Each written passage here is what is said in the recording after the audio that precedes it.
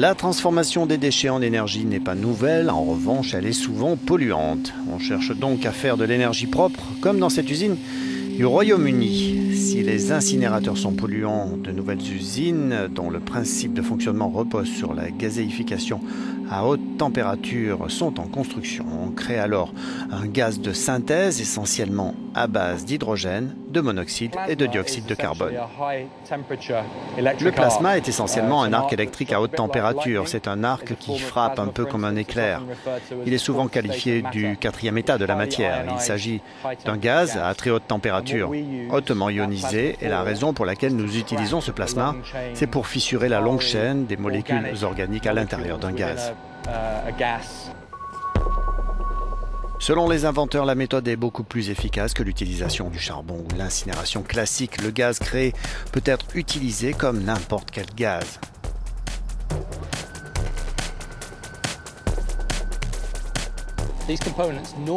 En temps normal, quand vous incinérez quelque chose, on produit des cendres. Ces cendres doivent être jetées avec les problèmes que cela pose, avec des métaux lourds, des composants qui suintent. Ce processus de gaz plasma transforme ces composants de cendres et les transforme en matériaux vitrifiés. Et on peut utiliser ce matériau comme un produit.